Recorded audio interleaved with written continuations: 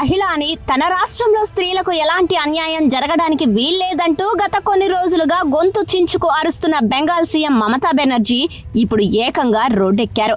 కోల్కతాలోని ప్రభుత్వ ఆధీనంలో ఉన్న ఆర్జీకర్ మెడికల్ కాలేజీలో జరిగిన ఘోరంపై న్యాయం జరగాలంటూ ప్రశ్నిస్తున్నారు. అసలు న్యాయం చేయాల్సిన ఆమె న్యాయం కోసం రోడ్డెక్కడం విడ్డూరంగా ఉంది.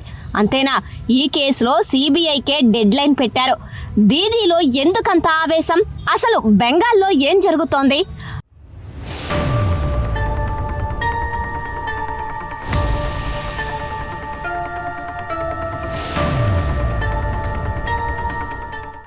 కోల్కతా నడి రోడ్డున ఉన్న ఆర్జీకర్ మెడికల్ కాలేజ్ లో నైట్ డ్యూటీలో ఉన్న జూనియర్ డాక్టర్ అత్యంత పాశవికంగా రేప్ హత్యకు గురైంది.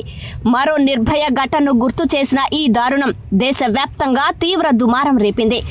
మెడుకోలు, మహిళలు, సాధారణ ప్రజల్లో తీవ్ర ఆగ్రహానికి కారణమైంది.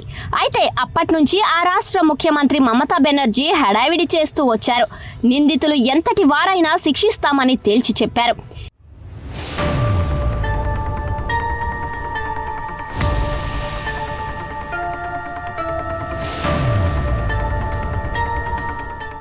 ఈ కేసు హైకోర్టుకు చేరగా న్యాయస్థానం రాష్ట్ర ప్రభుత్వం తీరు, పోలీసుల నిర్లక్ష్యంపై తీవ్ర ఆగ్రహం వ్యక్తం చేస్తూ కేసును సిబిఐకి అప్పగించింది. దీంతో మమతా బెనర్జీ ఏకంగా సిబిఐ విచారణకు డెడ్ లైన్ విధిస్తూ వారంలోగా నిందితుడిని ఉరితీయాలంటూ అల్టిమేటం జారీ చేసింది. అటు స్వాతంత్ర్య దినోత్సవానికి ఒక్కరోజు ముందు ఆసుపత్రి ఎదుట నిరసన చేపట్టిన వైద్యులపై కొందరు దుండగులు అతి దారుణంగా దాడి చేశారు. దీనికి సంబంధించిన వీడియోలు చూస్తే అసలు రాష్ట్రంలో రాక్షస పాలన సాగుతోందా అన్న అనుమానాలు రాకమానవు.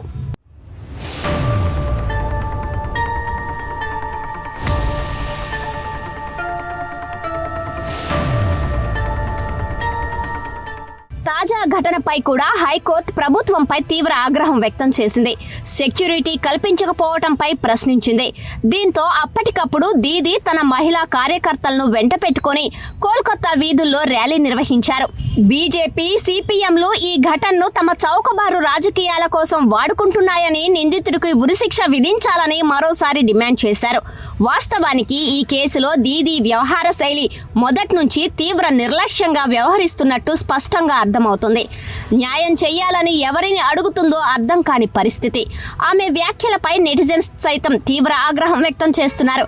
అసలు ఆగస్టు 14న ఆసుపత్రిపై దాడి సమయంలో పట్టుమని 10 మంది కూడా కానిస్టేబుళ్లు లేరంటే ఆ ఘటన వెనుక ఎవరున్నారనేది వేరే చెప్పక్కర్లేదు.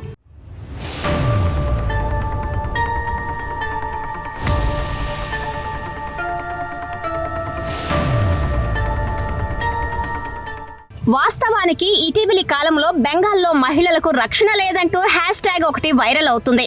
నిజమే, బెంగాల్లో స్త్రీలకు రక్షణ అన్నది మేడుపండు చందమే. ఈ మధ్య అక్కడ జరుగుతున్న ఘోరాలు యావత్ ప్రపంచాన్ని నివ్వెరపరిచాయి.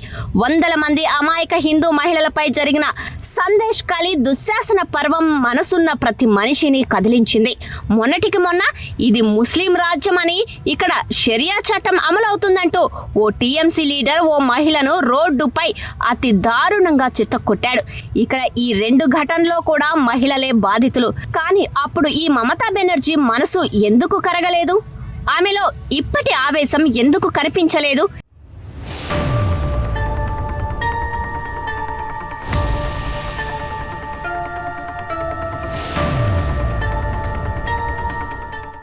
ఈ 2 ఘటనలలో నిందితులిద్దరూ టీఎంసీ లీడర్లే, పైగా ముస్లింలు.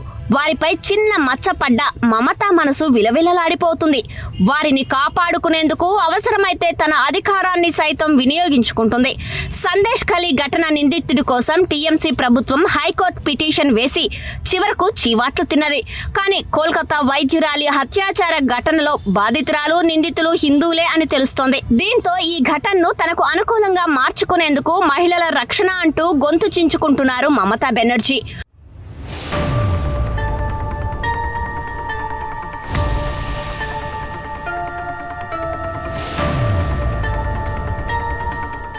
మరోవైపు తాము రాజ్యాంగ రక్షకులం అంటూ ఎన్నికల ముందు కంకణం కట్టుకొని మరీ ప్రగల్భాలకు పోయి ఇండి కూటమి పార్టీలేవి ఈ ఘటనపై నోరు మెదపడం లేదు. కూటమిలో మమతా బెనర్జీ భాగంగా ఉండటంతో ప్రతిపక్ష పార్టీలన్నీ ఆచితూచి ఆలోచిస్తున్నాయి. ప్రియాంక, సోనియా గాంధీలు సైతం మౌనంగా ఉన్నారు. చివరకు ఘటన జరిగిన 5 రోజుల తర్వాత రాహుల్ గాంధీ స్పందిస్తూ బాధితురాలికి సరైన న్యాయం చెయ్యాలని సుతిమెత్తగా కోరారు. మిగతా పార్టీలేవి స్పందించిన దాఖలాలు లేవు.